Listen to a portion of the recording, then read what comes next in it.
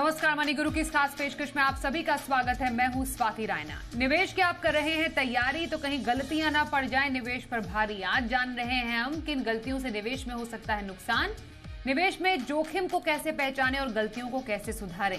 तो हमारे साथ इस खास पेशकश में दो खास एक्सपर्ट्स हैं, उनका परिचय करा देते हैं। Hemant Rustagi, CEO Wise Invest private limited, और certified financial planner Poonam Rungta हमारे साथ हैं। दोनों ही एक्सपर्ट्स का स्वागत करते हैं आज मनी गुरु के आज के इस खास पेशकश में।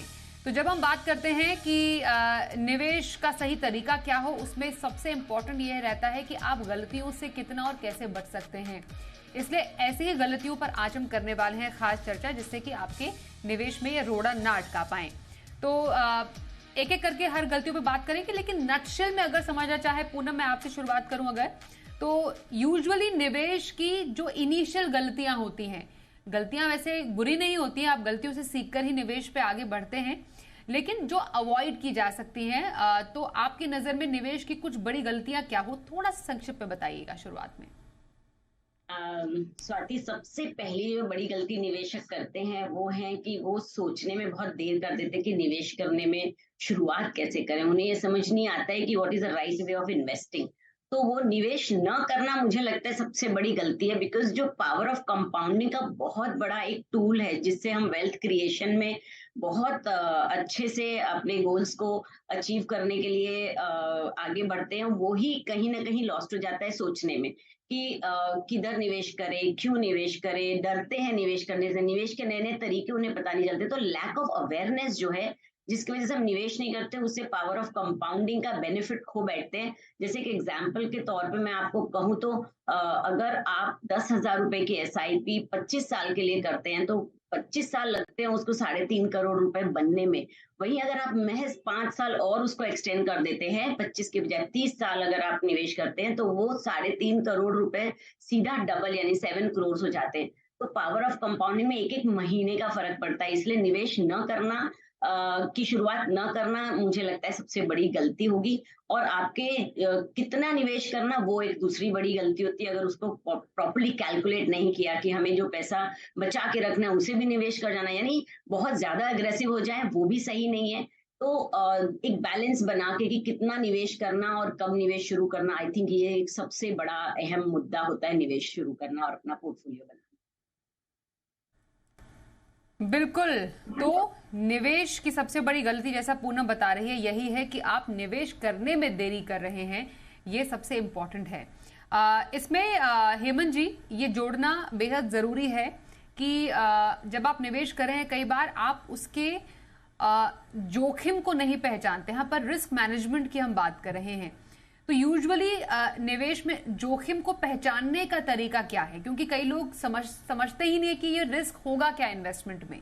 तो पहले आइडेंटिफाई कैसे किया जाए, एक निवेश में कितने तरीके के रिस्क होते हैं जिसको आइडेंटिफाई करना जरूरी है, जिससे ऐसी गलती से बचा जा सकता है। जी स्वाति, बिल्कुल। आई थिंक ये बहुत ही इंपॉर्टेंट एस्पेक्ट है। हमने काफी बार देखा है कि इन्वेस्टर यहाँ पे गलतियां करते हैं। दो चीजें हैं इसकी, बेसिकली दो एस्पेक्ट हैं यहाँ पे। एक तो आप जब रिस्क को अंडर एस्टिमेट करते हैं, ऑब्वियसली ये इंपॉर्टेंट है किसी भी निवेशक के लिए समझने के लिए कि किस तरह के रिस्क है, लेकिन उन रिस्क को जब आप अंडर एस्टिमेट करते हैं तो वो एक गलती है। दूसरा, जब आप रिटर्न को ओवर एस्टिमेट करते हैं, दोनों ही एस्पेक्ट जो है वो आपकी जो इन्वेस्टमेंट प्रोसेस के ऊपर भारी पड़ सकते हैं। जब हम रिस्क की बात करते हैं, स्पेशली अगर हम म्यूचुअल फंड जैसे प्रोडक्ट्स की अगर बात करें जो मार्केट लिंक प्रोडक्ट है, तो अगर हम इक्विटी की बात करें तो जाहिर सी बात है सबसे बड़ा रिस्क जो है वो वॉलेटिलिटी का रिस्क है, यानी उतार चढ़ाव आपके पोर्टफोलियो की वैल्यूएशन ऊपर नीचे जब होती है। दूसरा, हमने देखा उसके कारण अलग अलग हो सकते हैं। कभी वो जियोपॉलिटिकल कारण होते हैं, कभी वो डोमेस्टिक है, कभी इंटरनेशनल है, कभी इकोनॉमिक रीजंस है। हर जो रीजन है उसका इम्पैक्ट अलग अलग होता है। तो वो बहुत ही इंपॉर्टेंट है समझना कि वो किस तरह का रिस्क है। दूसरा, अगर हम डेट की बात करें तो वहां पे काफी सारे रिस्क हैं। इंटरेस्ट रेट का रिस्क है, डिफॉल्ट का रिस्क है, इंटरेस्ट रेट का रिस्क है। तो अलग अलग तरह के रिस्क हैं। सबसे ज्यादा इशू आता है इक्विटी में, क्योंकि जैसे अगर हम करंट मार्केट सिचुएशन की बात करें तो सडनली हमने देखा कि पिछले 2 महीने से मार्केट में अच्छा मूवमेंट है। तो फिर हमें किसी निवेशक को लगता है कि चलिए अभी तो मार्केट ठीक लग रहा है और लगता है आगे जाके भी अच्छा करेगा, तो बहुत ज्यादा पैसा हम इक्विटी में डालते हैं। तो कहीं ना कहीं जब आप करंट सिचुएशन को देख के आप पैसा लगाते हैं, तो फिर आप कहीं ना कहीं अपने जो कंफर्टेबल जो लेवल है रिस्क का, उससे आगे चले जाते हैं। उसी तरीके से अगर हम ओवर एस्टिमेशन की बात करें रिटर्न की, वो भी एक प्रॉब्लम है, क्योंकि जब आप गोल बनाते हैं तो आप डिसाइड करते हैं कितना पैसा आपको इन्वेस्ट करना है गोल अचीव करने के लिए। जब आप ओवर एस्टिमेट करते हैं रिटर्न को तो आप कम इन्वेस्ट करेंगे, यानी अगर आपने वो रिटर्न नहीं कमाया फिर आपको गैप मिलेगा। तो दोनों एस्पेक्ट इंपॉर्टेंट है, रिस्क को समझिए, उसको अंडर एस्टिमेट मत कीजिए, और रिटर्न जो है वो रीजनेबल रिटर्न एक्सपेक्ट करके, एस्टिमेट करके आप अपने लक्ष्य को प्राप्त करने की कोशिश कीजिए। बिल्कुल, क्योंकि रिस्क का जिक्र किया आपने हेमंत जी यहाँ पर। जो अलग अलग जोखिम होते हैं निवेश के, जो कि जिनकी वजह से बड़ी गलती भी हो जाती है पूनम, उसमें एक ये रिस्क भी है कि जैसे कोई एक नया निवेशक है, उसको जानकारी कम है इन्वेस्टमेंट की, उन्होंने पता किया कि ये एक म्यूचुअल फंड हाउस है, मतलब एक एएमसी है, जो कि बहुत अच्छी है, जानी मानी रेप्यूटेड है, तो यहीं पर पैसे निवेश कर दिया जाए। और उस पूरे प्रोसेस में वो एक ही फंड हाउस के बहुत सारे फंड ले लेते हैं, जिसको हम यूजुअली एएमसी रिस्क भी कहते हैं। तो ऐसे रिस्क से क्या नुकसान है और ये गलती को सुधारने का तरीका क्या है? देखिए, सबसे पहले तो स्वाति, जब भी निवेशक अपनी जर्नी शुरू करते हैं निवेश की, तो उन्हें एक प्रोफेशनल हेल्प लेनी चाहिए। उन्हें एक एक्सपर्ट से मिलके अपने जोखिम उठाने की क्षमता को आंकना चाहिए कि कितना वो जोखिम उठा सकते हैं और कितना उनके गोल्स की टाइम होराइजन है। यानी जब तक आपके पास गोल्स आइडेंटिफाइड नहीं होंगे, उनसे रिलेटेड टाइम होराइजन नहीं होगा, और आप एक साइंटिफिक अप्रोच के साथ अपना पोर्टफोलियो नहीं बना लेंगे, और जैसे आपने अभी एग्जाम्पल दिया कि आपने एक सुनी सुनाई कोई बहुत अच्छी एएमसी में सारा इन्वेस्टमेंट कर लिया, तो उसे हम कहेंगे कि आप एक रिस्क को इग्नोर करके आगे बढ़ रहे हैं और आप एक इमोशनल इन्वेस्टमेंट कर रहे हैं, ना कि आप एक इन्फॉर्म्ड डिसीजंस लेके निवेश कर रहे हैं। तो उस सबसे पहले हमें डाइवर्सिफिकेशन की इसमें ध्यान रखना होगा कि हम ना कि सिर्फ एएमसी में कॉन्सेंट्रेट ना करें, बाकी जो कैटेगरीज ऑफ इन्वेस्टमेंट है, स्पेसिफिकली मैं अगर म्यूचुअल फंड के बारे में बात करें, ये इतना एक ब्यूटीफुल प्रोडक्ट है स्वाति कि ये एक कोर प्रोडक्ट है। इसमें आप सब तरीके के प्रोडक्ट्स अवेलेबल है, जिसका फायदा आप long term, short term, medium term, हर तरीके के टाइम होराइजन को ध्यान में रखते हुए एक इन्फॉर्म्ड डिसीजन लेके पोर्टफोलियो बना सकते हैं।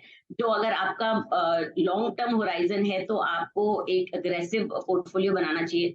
तो जो भी गलतियां भी अगर हमसे हो जाती है, जैसे आपने शुरू में कहा कि गलतियों से ही हम सीखते हैं, गलतियां भी हो जाती है, तो आप ये समझ लें कि म्यूचुअल फंड में इतनी फ्लेक्सिबिलिटी है, आप कभी भी चाहें आप अपने इन्वेस्टमेंट्स को बंद कर सकते हैं। एसआईपी ही भले क्यों ना हो, आप उसे बंद कर सकते हैं, उससे विड्रॉ कर सकते हैं। किसी तरीके का किसी लॉक इन नहीं है एक्सेप्ट ईएलएसएस प्रोडक्ट। हाँ, अगर आपने 1 साल के अंदर निवेश को तोड़ा तो आपको एग्जिट लोड और शॉर्ट टर्म कैपिटल गेन लग सकता है, पर उससे ज्यादा आपको कोई नुकसान नहीं होगा लॉन्ग टर्म में। तो इस तरीके के डाइवर्सिफिकेशन को भी हमें बहुत साइंटिफिकली करना है कि हमें एएमसी का भी डाइवर्सिफिकेशन करना है, और साथ ही हमें बहुत ध्यान रखते हुए प्रोडक्ट्स चुनने कि हमारा गोल कितना दूर है और हमें किस तरीके की जोखिम उठाने की हमारी क्षमता है। बिकॉज एवरीथिंग शुड मैच और अलाइन होके पीस ऑफ माइंड मिले, ऐसा पोर्टफोलियो बनाने के लिए हमें एक प्रोफेशनल हेल्प लेनी चाहिए। बिल्कुल। हेमंत जी, क्योंकि डाइवर्सिफिकेशन का जिक्र किया यहाँ पर पूनम ने अभी, सबसे एक बड़ी गलती निवेशकों से ओवर डाइवर्सिफिकेशन की हो जाती है, क्योंकि बहुत ही थिन लाइन है। आप डाइवर्सिफाई करने चलते हैं लेकिन आपका पोर्टफोलियो ओवर डाइवर्सिफाई हो जाता है, और निवेशक ये जानना चाहते हैं ओवर डाइवर्सिफिकेशन होता क्या है, किस तरीके से किसी का कोई पोर्टफोलियो ओवर डाइवर्सिफाई हो सकता है और कैसे पहचाने इस गलती को। देखिए स्वाति, यहाँ पे कोई ऐसा नंबर नहीं है जिसको हम देख के बोल सकें कि ये नंबर होने के बाद आपका पोर्टफोलियो ओवर डाइवर्सिफाई हो गया, लेकिन एक प्रोसेस को समझने की जरूरत है। जैसे अगर हम बात कर रहे हैं कि जैसे पहले भी हमने बात की कि म्यूचुअल फंड में इन्वेस्टमेंट की हम बात करें, तो बाय नेचर जो है वो एक डाइवर्सिफाइड इन्वेस्टमेंट व्हीकल है। यानी अगर आप 5,000 रुपीज भी इन्वेस्ट करते हैं तो आपका पैसा किसी इक्विटी फंड में अगर आप जब निवेश करते हैं तो वो कम से कम 40-50, कभी कभी उससे ज्यादा भी स्टॉक उसमें होते हैं, 10 से 15 सेक्टर में आपका पैसा लगता है। और आपके जैसे क्योंकि हजारों लाखों इन्वेस्टर वहां पे हैं, तो हर मार्केट लेवल पे पैसा वहां पे इन्वेस्ट होता है। तो बेसिकली क्या है, आपको ये समझना होगा कि जब आप किसी डाइवर्सिफाइड इन्वेस्टमेंट व्हीकल में इन्वेस्ट कर रहे हो तो फिर बहुत ज्यादा फंड मत रखिए। कभी कभी गलतियां क्या होती हैं कि हम लगता है कि 5,000 की एसआईपी कर रहे हैं तो 5 फंड ले लेंगे, या अगर 10,000 की एसआईपी कर रहे हैं तो हम 10 फंड ले लेंगे। तो वो गलत है, क्योंकि फिर उसमें क्या होगा कि आप एक जैसे फंड लेंगे, ठीक है, और मॉनिटरिंग करनी मुश्किल होगी। एक जैसे फंड लेंगे तो जब मार्केट गिरेगा तो भी एक जैसी रिएक्शन आएगी, मार्केट ऊपर जाएगा तब भी एक जैसी रिएक्शन आएगी। तो बहुत ही इंपॉर्टेंट है समझना। अब सवाल ये है कि जैसा आपने बिल्कुल सही कहा, इन्वेस्टर को दुविधा ये है कि किस लेवल पे हम समझें कि हमारा पोर्टफोलियो जो है ओवर डाइवर्सिफाइड। सबसे पहले तो मैं कह दूं कि काफी बार ये सवाल आता है कि अगर मेरे टोटल पोर्टफोलियो में कितने फंड होने चाहिए। देखिए, ये बात ओवरऑल पोर्टफोलियो की नहीं है, क्योंकि मेरे गोल जो है, शॉर्ट टर्म पार्किंग का गोल हो सकता है, वो एक अलग पोर्टफोलियो होगा। 2 साल का अगर है वो एक अलग होगा। 5-6 साल के लिए इन्वेस्ट करना है तो वो उसकी इन्वेस्टमेंट और एसेट एलोकेशन अलग होगी। लॉन्ग टर्म में बच्चों की एजुकेशन, अपनी रिटायरमेंट, तो सबके जो कॉम्बिनेशन एसेट एलोकेशन का वो अलग अलग होगा। तो मेरा ये मानना है कि जब हम डाइवर्सिफिकेशन की बात करते हैं तो वो एक गोल बेस्ड इन्वेस्टमेंट प्रोसेस में देखना है आपको। जैसे आप मान लीजिए रिटायरमेंट के लिए 25,000 रुपीज इन्वेस्ट कर रहे हैं, तो वहां पे आपको 10 फंड नहीं रखने, वहां पे आपको कोशिश करना है 3 या 4 फंड रखें आप। उसी तरीके से बच्चों के एजुकेशन में आपने उतने ही फंड रखे। तो ओवरऑल पोर्टफोलियो में ये देखने की कोशिश मत कीजिए, क्योंकि जैसे अगर हम डेट की भी बात करें, अगर टारगेट मेच्योरिटी फंड लेते हैं, वो अलग अलग मेच्योरिटीज की होती है, तो वहां पे 3-4 फंड हो सकते हैं। ओवरऑल फंड नहीं, इसी जो गोल है उसमें ओवर डाइवर्सिफिकेशन आपकी। एब्सोल्युटली हेमंत जी, मैं आपके पास फिर से आती हूँ। हेमंत जी, आपने जो बात कही है रिस्क और गलती की, उसमें पूनम मैं इस बात से आपसे जानना चाहती हूँ कि जब एक निवेशक पोर्टफोलियो अपना बनाते हैं, वो चाहते हैं कि उनका पोर्टफोलियो बेहतर से बेहतर हो, ऑफ कोर्स, लेकिन उस पूरे प्रोसेस में कई बार वो ऐसे सेक्टर्स चुन लेते हैं या ऐसे कैटेगरीज चुन लेते हैं जहां पर शुरुआत में उनको लगता है कि इसमें तो बहुत अच्छे रिटर्न बन रहे हैं, लेकिन बाद में एग्जिट पॉइंट उन्हें समझ नहीं आती कि आखिरकार अब पहले तो रिटर्न अच्छा था लेकिन अब अच्छा नहीं बन रहा है। तो ऐसे पूरे प्रोसेस में एग्रेसिव पोर्टफोलियो ज्यादा बन जाता है, और यूजुअली हमने ये ऐसे केसेस में देखा है जब इन्वेस्टर्स हेविली इन्वेस्टेड होते हैं किसी सेक्टोरल, थीमेटिक या स्मॉल कैप फंड्स में। तो ये जो गलती है अपने निवेश के बिल्कुल शुरुआती दिनों में ही ऐसे कैटेगरीज में जाने की, इससे कैसे बचा जा सकता है, और पोर्टफोलियो का जो सही संतुलन है ऐसे केस में क्या हो? स्वाति, देखो, सबसे पहले तो ये समझ लेंगे कि कोई भी प्रोडक्ट बुरा नहीं है, कोई भी प्रोडक्ट खराब नहीं है। गलती हम ही कर बैठते हैं कि हमें उसमें बने रहना है कि नहीं। जैसे आपने एक बहुत पॉपुलर कहावत सुनी होगी कि डॉक्टर जो बनते हैं, सर्जन जो होते हैं, वो 10 साल लगाते हैं ये सीखने के लिए कि कैसे ऑपरेशन के लिए काटा जाए मरीज को, मगर अगले और 20 साल में वो ये समझते हैं कि कब ना काटा जाए, ऑपरेशन कब ना किया जाए। तो बहुत पेशेंटली ये बात समझनी होगी निवेशकों की, उन्हें किस फंड में निवेश नहीं करना चाहिए। अगर आपका लॉन्ग टर्म होराइजन है और आप एक सेक्टोरियल एग्रेसिव फंड चुनते हैं, तो ये समझ लीजिए कि आपको उसमें पेशेंटली बना रहना पड़ेगा। यानी पेशेंस इज अनदर की टू मिटिगेट द रिस्क। बहुत मरतबा ऐसा होता है कि आपने लॉन्ग टर्म पोर्टफोलियो सेक्टोरल और बहुत एग्रेसिव फंड्स का बना तो लिया, मगर आप में पेशेंस नहीं, आप में उतनी जोखिम उठाने की क्षमता ही नहीं है, इसलिए आप उससे बीच में से निकल जाते हैं या बीच में स्टॉप कर देते हैं इन्वेस्टमेंट, विच इज अगेन मुझे बहुत क्रिमिनल लगता है। क्योंकि जैसे जैसे मार्केट नीचे ऊपर जाता है, उसी का बेनिफिट तो हमें लॉन्ग टर्म में उठाना है। और निवेशक ये न समझते हुए, नहीं, ये लैक ऑफ अवेयरनेस है टोटली, और कुछ भी नहीं है। प्रोडक्ट सभी अच्छे हैं, मगर आपको उसमें बने रहना चाहिए। उसका एक दो सेक्टर के आप एग्जांपल देखिए, स्मॉल कैप्स हैं जो पिछले 2-3 साल में नहीं चले थे, अभी आप उनका रिटर्न्स देखेंगे तो ओवर 40% रिटर्न्स हर फंड्स में दिया है। इंफ्रास्ट्रक्चर फंड जो बीच में 7-8 साल नहीं चले, मगर जो निवेशक उसमें पेशेंटली बने रहे, आज उनके रिटर्न्स मोर देन 20% बन रहे हैं। तो हर क्षेत्र अच्छा है, हर निवेश, क्योंकि साइक्लिकल है मार्केट। यहाँ सेक्टर्स भी, यानी जो साइकिल्स चलते हैं, कभी इंफ्रास्ट्रक्चर चलेगा, कभी आईटी थीम चलेगी, कभी फार्मा चलेगा। तो आपको कन्विक्शन जिस क्षेत्र में है उसमें आप बने रहें। दूसरी बात, जो पास्ट परफॉर्मेंस है स्पेशली सेक्टोरियल फंड में, that can not be decisive कि आगे भी ये फंड इस तरीके से ही अच्छा परफॉर्म करेंगे या बुरा परफॉर्म करेंगे, क्योंकि सेक्टर्स का चाल आती और जाती रहती है। तो ये बारीकियां समझना बहुत जरूरी है एक निवेशक को, कि ये फंड हम चुने तो इसके पीछे क्या लॉजिक और क्या साइंस है। फंड और सेक्टर्स कोई भी बुरे नहीं है, पर आपको क्या सूट करते हैं वो आपको अपने पोर्टफोलियो में रखना। बिल्कुल।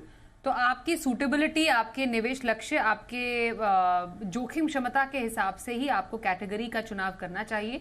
पूनम ये बहुत साफ तरीके से बता रही हैं। इसमें एक इम्पॉर्टेंट जो पहलू है हेमंत जी, वो ये जो हमने आमतौर पर देखा है, और ये एक्चुअली सब इंटरकनेक्टेड है। ये जो गलतियां होती हैं, वन लीड्स टू अनदर, और तभी शायद कोई निवेशक परेशान हो जाते हैं कि उन्होंने तो बनाया था फुल प्रूफ पोर्टफोलियो, लेकिन मन मुताबिक उनको इसका फल नहीं मिल पा रहा है। वो ये है कि आनन फानन में एसआईपी रोक देना, और हमने हाल ही में इस पे शो भी किया था और रिपोर्ट भी दिखाई थी कि लोगों ने पिछले कुछ समय में एसआईपीज अपनी पॉज की है, या फिर रोकी है, या फिर आधे रास्ते में ही छोड़ दी हैं। तो ये गलती पोर्टफोलियो के लिए, आपके निवेश के लिए कितनी बड़ी नुकसानदायक हो सकती है, और क्यों ना रोके एसआईपी? देखिए स्वाति, ये बहुत ही इंपॉर्टेंट है। आई थिंक जैसा आपने बिल्कुल सही कहा, ये काफी बड़ी गलती हो सकती है। अच्छी बात यह है कि ओवर द ईयर्स हमने देखा है कि ऐसे जो इंस्टेंसेस हैं वो पहले से काफी कम हो गए हैं। उसका कारण ये है कि बहुत ही क्लियरली डिफाइंड टाइम होराइजन के साथ, गोल के साथ जब आप इन्वेस्ट करते हो, तो आपका जो फोकस है, आपको पता है कि कितना समय आपके पास है। तो आप जो बीच में कभी वॉलेटिलिटी या ऐसे पीरियड जहाँ पे आपको रिटर्न नहीं मिल रहे, तो उससे आप घबराते नहीं। लेकिन ये जो केसेस होते हैं वो तभी होते हैं जब एज एन इन्वेस्टर आप अपना इन्वेस्टमेंट प्रोसेस शुरू करते हो बिना अपने गोल्स को डिफाइन किए हुए, बिना ये क्लैरिटी के कि हमें क्या अचीव करना है, कितना समय हमारे पास है। क्योंकि हम मेंटली तैयार नहीं होते हैं मार्केट में वॉलेटिलिटी देखने के लिए। और ये जैसा मैंने कहा, खाली वॉलेटिलिटी ही नहीं है, ऐसे पीरियड्स भी होते हैं जैसे हमने देखा कि 16-17 मंथ्स ऐसा पीरियड था जबकि इक्विटी ने कुछ बहुत ज्यादा अच्छे रिटर्न नहीं दिए, तो कहीं ना कहीं वो डिसअपॉइंटमेंट आती है। और जब वो अपना आप प्रोसेस रोकते हैं तो क्या होता है, देखिए आप, एसआईपी का सबसे बड़ा फायदा क्या है, वो डिसिप्लिन लाता है आपके सेविंग प्रोसेस में और आपके इन्वेस्टमेंट प्रोसेस में। दूसरी बात, एक ऐसी एसेट क्लास इक्विटी जो लॉन्ग टर्म में हमें पता है कि इन्फ्लेशन को आपको बीट करने में मदद करती है, उसमें इन्वेस्ट करने का सबसे अच्छा तरीका यह है कि तो आप लॉन्ग टर्म के लिए इन्वेस्ट करें, दूसरा डिसिप्लिन तरीके से इन्वेस्ट करें ताकि आपको एवरेजिंग का फायदा हो। जब आप अपनी एसआईपी को पॉज करते हैं तो आप सब एरियाज में कंप्रोमाइज करते हैं, सेविंग में कंप्रोमाइज करते हैं, इन्वेस्टमेंट में कंप्रोमाइज करते हैं, अपने एसेट एलोकेशन को बदलते हैं। तो ये बहुत इंपॉर्टेंट है कि एक बार जब आप एसआईपी शुरू करें तो बहुत ही क्लैरिटी के साथ शुरू करें कि हमें क्या गोल अचीव करना है, कितना समय हमारे पास है। और अगर आपको चैलेंजेस आते हैं मार्केट के बीच में, जो आएंगे, स्पेशली जब आप बहुत लंबे समय के लिए इन्वेस्ट करते हो, तो कैसे आप अपने फोकस को अपने गोल के ऊपर रखें। तो ये बहुत ही इंपॉर्टेंट है कि एब्रप्टली अपनी इन्वेस्टमेंट को कभी भी मत रोकिए। इनफैक्ट आपकी कोशिश ये होनी चाहिए, हम हमेशा कहते हैं, जैसे हम स्टेप अप एसआईपी की बात करते हैं, कि जैसे जैसे आपकी इनकम बढ़ती जाए उसका कुछ हिस्सा डेफिनेटली आपके इन्वेस्टमेंट प्रोसेस के अंदर आना चाहिए। बिल्कुल, और आपके निवेश पे आपको अपने इमोशंस को क्यों नहीं हावी होने देना चाहिए, इस पर भी चर्चा रहेगी एक छोटे से ब्रेक के बाद। बने रहिए हमारे साथ।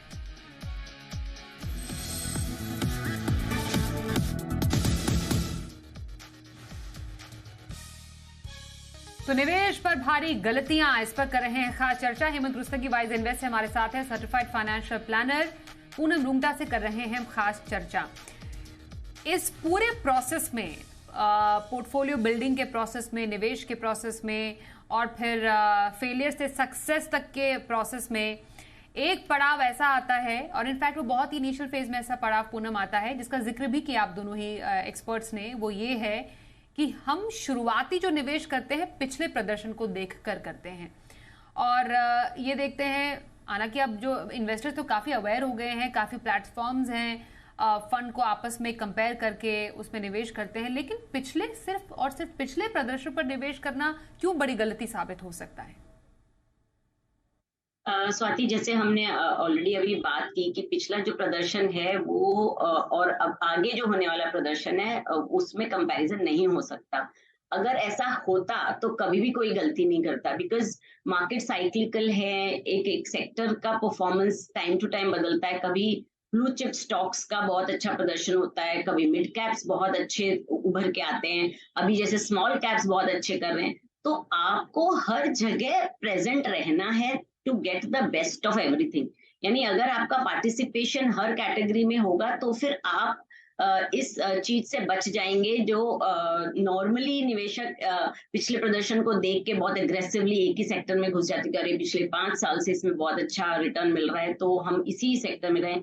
तो प्लीज ऐसी गलती ना करें। इसे हम इमोशनल बाइंग भी कह सकते हैं, ग्रीड और फियर जो इसको ड्राइव करता है। यानी आप चढ़ते मार्केट में निवेश करते हैं और उतरते मार्केट में आप उसमें से निकलते हैं, तो ये दोनों चीजों की जो इम्बैलेंस है, यानी उल्टा होना चाहिए। चढ़ते मार्केट में आपको उसमें से एग्जिट होना चाहिए टू बुक द प्रॉफिट्स, और उतरते मार्केट में आपको निवेश करना चाहिए। जो इमोशनली निवेशक टाइम नहीं कर पाते और गलती करते हैं, और इस टाइमिंग के चलते और इस इमोशनल ग्रीड और फियर के चलते वो अपने पोर्टफोलियो में लॉस करते हैं, और फिर उन्हें वो पर्टिकुलर इंस्ट्रूमेंट ऑफ इन्वेस्टमेंट उन्हें गलत लगता है और उसके बारे में उनकी गलत राय बन जाती है। जबकि बहुत पेशेंस चाहिए। जितना रिस्क रिवॉर्ड है उतना आपको पेशेंस रखनी है, जितना रिस्क उठाएंगे उतना रिवॉर्ड जरूर मिलेगा।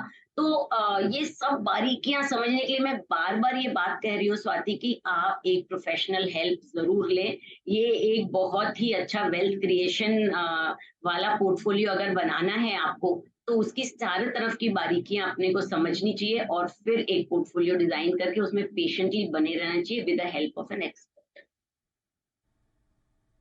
और इस पूरे प्रक्रिया में हेमंत जी, दिक्कत तब भी आती है जब नए निवेशकों को खास तौर पर ये लालच दिया जाता है कि आप इस फलाना स्कीम में निवेश करेंगे तो आपको एक तो गारंटीड रिटर्न मिलेगा, यहाँ पे इस कैटेगरी में इस फंड में निवेश करेंगे, स्कीम में पैसे डालेंगे तो आपको बहुत अच्छा रिटर्न मिलेगा। तो कुल मिलाकर रातों रात रिटर्न का लालच दिया जाता है। कई निवेशकों को पॉन्जी स्कीम में फंसाया जाता है, बिटकॉइन के नाम पर पैसे लिए जाते हैं। ये जो पूरा निवेश का जो एक प्रोसेस है, ये अलग पैरेलल चल रहा है। तो रातों रात रिटर्न, आपसे मैं जानना चाहती हूँ क्या ऐसा पॉसिबल है कि कम समय में बहुत ज्यादा रिटर्न बन जाए किसी निवेशक का, और इस पूरे प्रोसेस में क्या गलती हो जाती है निवेशकों से? स्वाति, रातों रात रिटर्न बनता नहीं कभी भी, और वो आगे जाके भी नहीं बनेगा। आई थिंक इम्पोर्टेंट है, देखिए जब हम एक इन्वेस्टमेंट करते हैं तो किस लिए करते हैं? हम चाहते हैं कि हमारी पैसा जो है वो बढ़े, यानी हमको रिटर्न मिले।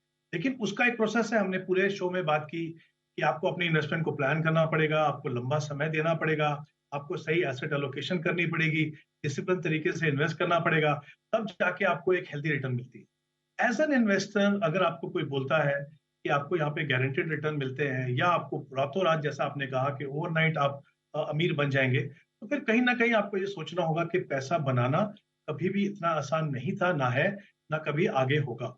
तो देखिए, एज एन इन्वेस्टर अगर आप बहुत ज्यादा नॉलेजेबल भी नहीं है मार्केट्स के बारे में, इक्विटी के बारे में, डेट के मार्केट में, बट कहीं ना कहीं हमें ये पता है, ये कहीं ना कहीं एक तरीके से हम कह सकते हैं, ये कॉमन सेंस की बात है कि कभी भी पैसा बनाना इतना आसान नहीं था। अगर आसान होता तो फिर सब लोग वही कर रहे होते। तो जब भी आपको ऐसा कुछ कहा जाता है कि ये बहुत आसान तरीका है, इसमें पैसा बना लीजिए, इसमें आपको ये मिलेगा, जो आपको लगता है कुछ अनरियलिस्टिक है, तो कहीं ना कहीं आपको थोड़ा अलर्ट होना है। और जैसा मैंने कहा, अगर आप एक्सपर्ट भी नहीं है तब भी आप इतना तो जान ही सकते हैं कि अगर आप इतनी मेहनत करके, अगर आप सैलरीड पर्सन है तो पैसा कमाते हैं, बिजनेस में है बहुत मेहनत करके पैसा कमाते हैं, तो इजी मनी तो कहीं मिलता नहीं है आपको। तो कहीं ना कहीं हमें थोड़ा सा अलर्ट रहने की जरूरत है। और बिल्कुल जैसे पूनम ने कहा, एग्री करता हूँ कि कहीं ना कहीं आपको गाइडेंस की जरूरत है। अगर आपको लगता है कि आप ठीक से वो डिसीजन नहीं कर पाते, क्योंकि मत भूलिए कि आपके सारे सपने जो भी है वो सब आपकी इन्वेस्टमेंट से जुड़े हुए हैं। तो अगर आप चाहते हैं कि वो सारे सपने आपके पूरे हों, आपके अपने परिवार के लिए, तो सही तरीके से इन्वेस्टमेंट प्रोसेस करें। खुद कर सकते हैं कीजिए, नहीं कर सकते हैं तो डेफिनेटली किसी प्रोफेशनल की मदद लीजिए, जो आपको समय समय पे गाइड करे, ताकि सिर्फ ये बताए कहाँ पे इन्वेस्टमेंट करना, बल्कि आपकी हैंड होल्डिंग करे, स्पेशली चैलेंजिंग टाइम में। वो बहुत ही जरूरी है, क्योंकि वहीं पे हम गलतियां करते हैं।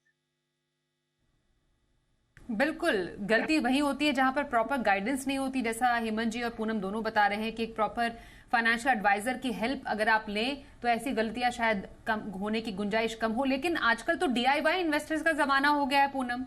हर कोई जो इन्वेस्टर, स्पेशली जो यंग इन्वेस्टर्स है, वो अपने हाथ में कमान लेना चाहते हैं। उनको लगता है कि वही सब कुछ प्लान कर सकते हैं। लेकिन फिर हमारे जैसे शो में वो सवाल भी भेजते हैं कि मैंने इन फंड्स में निवेश किया था, ये सोचकर कि शायद अच्छा करेंगे, लेकिन हो नहीं पाया। तो DIY इन्वेस्टर्स के लिए क्या आपकी राय रहेगी, उनको क्या एडवाइस रहेगी? क्योंकि शायद सबसे ज्यादा गलती ऐसे निवेशकों से ही हो जाती है। जैसा मैंने शुरुआत में बोला, गलती कोई बुरी चीज नहीं है, लेकिन हाँ, उससे सीखकर फिर निवेश की जर्नी को आगे बढ़ाना काफी इंपॉर्टेंट है। जैसे स्वाति, ये भी सर, हेमंत सर ने बताया कि hand holding, this is very important, जो DIY इन्वेस्टमेंट में मिसिंग है। आप डीआईवाई कैसे करते हैं। और मुझे लगता है हर यंग इन्वेस्टर को एक बार ये डीआईवाई करके और जो उनसे गलतियां होती है उससे जरूर सीख लेना चाहिए कि वो अब डीआईवाई ना करके किसी एक्सपर्ट की सलाह लेके आगे बढ़े, तभी उन्हें एक रिश्ता बनेगा किसी प्रोफेशनल के साथ उनका। तो आपको जो हैंड होल्डिंग का जो पोर्शन है वो डीआईवाई में मिसिंग है। आप इमोशनल बाइंग करते हैं, आप रैट रेस फॉलो करते हैं, मेरे दोस्त ने किया इसलिए मैं इन्वेस्ट करता हूँ, मैंने कहीं बोर्ड देख लिया तो मैं इन्वेस्ट करता हूँ। आप क्राउड के साथ चलते हुए निवेश करते हैं, जबकि मुझे लगता है हर एक निवेशक का पोर्टफोलियो यूनिक होना चाहिए। एक यूनिक होता है क्योंकि हर एक के नीड्स अलग, रिस्क उठाने की क्षमता अलग बिल्कुल होती है। पूनम, तो भेड़चाल का हिस्सा बनना नहीं है, आपको अपने विवेक का इस्तेमाल करना है। ये निवेश की एक बड़ी सीख है जो आपको हमेशा हर एक पड़ाव पर काम में लानी चाहिए। कहीं पर भी कोई भी असमंजस की स्थिति हो तो हम अपने शो के जरिए तो आप सबको एडवाइस करते ही हैं अपने एक्सपर्ट्स के जरिए, तो आप हमारी भी मदद दे सकते हैं। बस गलतियों से बचें जितना हो सके और सही निवेश की राह पर चलें। बहुत धन्यवाद करेंगे हेमंत जी आपका, पूनम आप दोनों का ही हमारे साथ इस कार्यक्रम में शामिल होने के लिए। आइए रुकते हैं एक छोटे से ब्रेक के लिए। यहाँ पर खबरों का सिलसिला जारी रहेगा, देखते रहिए जी बिजनेस।